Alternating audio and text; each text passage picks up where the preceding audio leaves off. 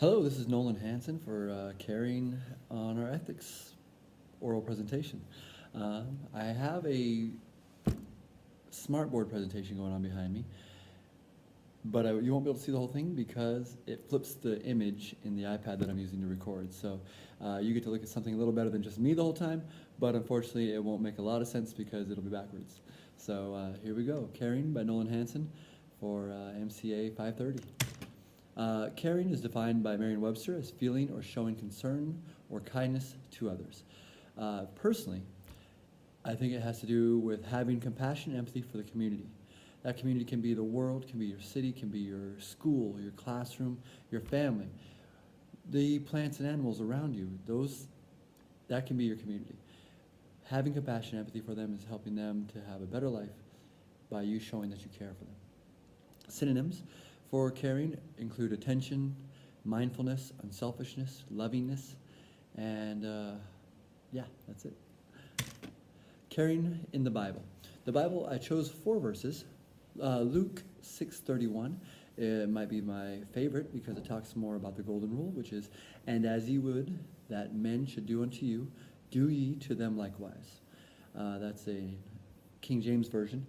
We will hopefully be able to see other examples in more clear language.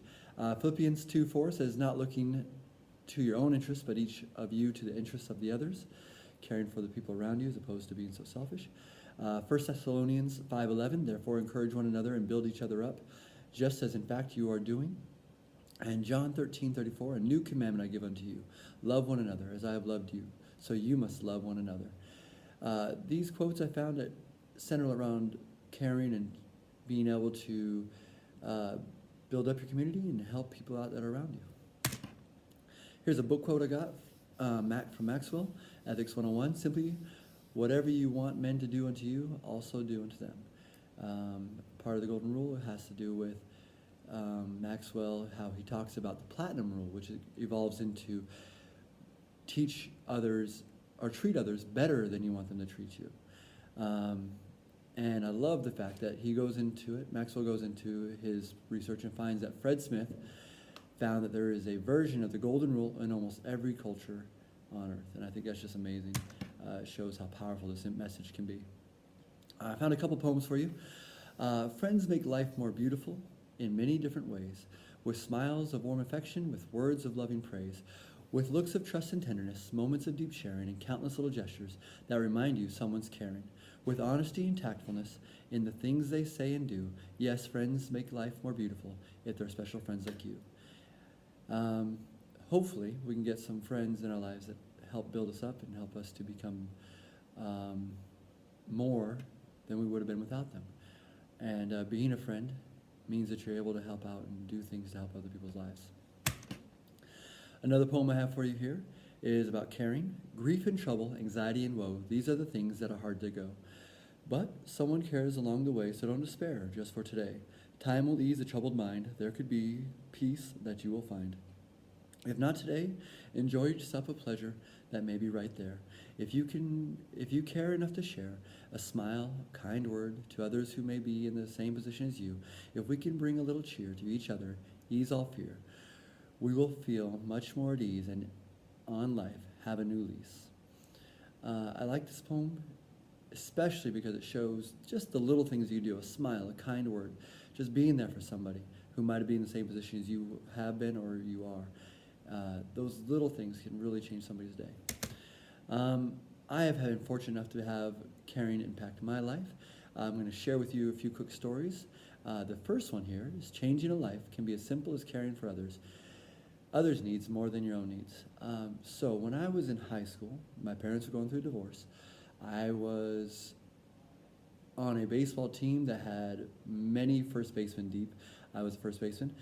And the coach was very clear in saying that these other boys had families were bigger boosters, and they were just as good as me, and there was a very good chance I wouldn't be able to play much. Right around that time, my best friend and his mom, who was my PE teacher when I was in middle school, decided they were going to move to a town about 75 miles away. And they were generous enough and nice enough to offer me a spot with them at their house. And so my junior and senior year I spent with Miss Evelyn Kiani and her son Mike, my best friend, and we were able to, live life, enjoy ourselves, and she really changed my life. I was able to go to a new school, go to a team that really needed a first baseman. I was able to get a scholarship, be all-state, lead the state in batting average my senior and junior years. It ended up being a great thing. So this is the wonderful woman right here, Evelyn Kiani, and she's holding a picture of my daughter. Or, I'm sorry, she's holding my daughter in the picture. Next, the importance of caring in my life. I putting yourself in the place of someone in need and finding a way to help them without expecting reward. Last year was a very difficult time. I was living in a town where I just moved to. I had my daughters with me. We were going to Walmart because I was working 4 jobs to be able to pay for the food and the bills and our housing. And with these 4 jobs came my daughters, who were 5 and 2.5, and they wanted to have different things. Of course, when we go to Walmart, they like the toys, they see the treats and desserts, and they want to have a piece of it, So we had many conversations about, is this a need or a want? Is this something that you have to have, or something that you need to have, or something that you want to have? And one of these times we were in checkout line, and my daughter picked up a toy and said that she'd love to have it. And a gentleman overheard us having this conversation about her quoting back to me, this is a want, it's not a need. We need the food. We can't put away the food for the toy. But can I hold it until we get to the checkout line, or until we get to the checkout line? And I was like, of course, hold it. And a very nice gentleman dropped something on purpose. And I turned around to help him out. And as I picked it up, he said, hey, sir, I just overheard you. I just want to say I hope you have a great day. And as he shook my hand, he slipped me a $100 bill. One of the most nonchalant. I mean, it was so smooth and effortless. He didn't seem like he was doing anything to anybody else. Only he and I knew that he did this little moment, this little gesture of kindness and caring. And it changed my life for the better. It reinstilled some promise and hope into my life at a time where I was frustrated and having a hard time. And I was able to give my daughters a very nice present, and they got home and they were so excited to tell their mom about this wonderful prize that they were able to get. Final story about me is when I was in Texas, I was teaching a brand new grade level, brand new team coaching club. I was doing everything I could. I had a 2-year-old daughter at home, and I had another one on the way. And again, bills were tight. As a teacher, you know how that works out. One of my good coworkers, who I just met, her name was Katie. Katie replaced some of the hardship by helping me face and replace by organizing my classroom. She helped me to reset up things. I mean, I was so busy with coaching. She took the time to come in, help me out, and reset the room, and just made my school year so much more smooth because of that small act of gesture that she did on her own weekend while I was coaching. As an athletic director, going above and beyond when meeting the needs of coaches and administration, the first question I want to ask if somebody comes in to me saying, they need something, how can I help you? What can I do to help you out? If they have a problem, I'd love for them to have a possible solution and talk to me about it so we can make it work out. Spending time watching practices and games I think is huge, not just for the coaches, but for the kids and the families to see that I'm there to support them. As an athletic director, I want to take the time to get to know and learn about the coaches and athletes in my programs. I want to know their spouses, their kids. I want to know what's important in their lives, and I want them to know that I'm there for them. And a handwritten thank you card to all the businesses that are going to help us to be able to be successful and promote this amazing sports in our schools. As a coach, knowing and respecting your athletes is a key. You got to know who you're working with. Observing growth in athletes and watching for injuries is huge.